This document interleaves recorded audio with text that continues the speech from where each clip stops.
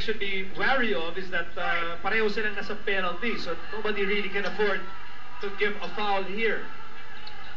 So si Ontiveros ngayon ang maghahanap ng game-winning shooter.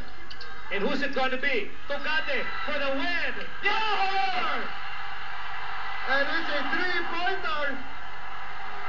He divides ng play, and his players executed it very well. Ang kailangan nating tingnan dito is if it counts. It felt like it counted, pero kailangan natin manigurado muna. But Coach Shotakin said, could be moments away from a dramatic come-from-behind win here in Antipolo. Pero sinisigurado muna natin kung talagang umabot yung tira ni Lordy Tugade from the left corner. Alam mo, matagal-tagal na itong walang nakabalik na kumpulan from a 24-point deficit. Pero titingnan muna natin yung last play. A pass to Tugade. Ang dami pang natitirang oras, Miko. Pasok na pasok to. Pasok na pasok to. Pasok na pasok yung tirang yun ni Lordy Tugade. No question. San Miguel o Magnolia will win this ballgame.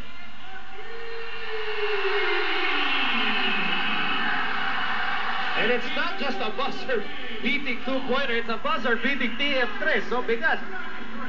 So at the buzzer, the Magnolia Beverage Masters score 2 in a row in Antipolo, winning over Togtex 96-93, spoiling the debut of Ali Peak.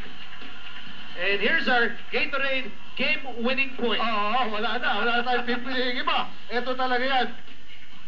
Bagong in-execute the play ni Coach Shotakin said, Magnolia and the players were able to execute it.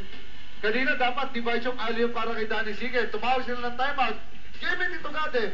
And Tugade responded very well. Yan po, Gatorade game-winning point brought to you by Gatorade is Irinyo. At ito ang final score. Atin sa inyo ng San Miguel Beer Dale Pilsen ng beer na walang katulad. 96 for Magnolia, 93 for Togtex. And Rado, your choice for best player of the ball game. Well, walang iba. Kundi si Dondon Hontiveros. Ito ang gumising sa kanyang mga kampe. They were down as much as 24 during the first half of play. But when the first half started, at second half started rather, doon din nagsimula kami-score si Dondon Hontiveros. You see his numbers, 26 points, 6 rebounds, 4 out of 6 and 3-point field goal shooting niya. Lahat nung second half. And that's why he is the man of the moment. Kanina po, nanalo ang Air 21 80 at KTL lang. Magnolia winning 96-93 on a buzzer-beating three-pointer by Lordy Tugade. Sa ngalan ng ating game producer, Richard Del Rosario, Eric Reyes, Joy Delaray, my partner, Rado Di Malibot, I'm Miko Halili saying good night from Antipolo, Bella Alto, Filipinas. This is the PBA on ABC.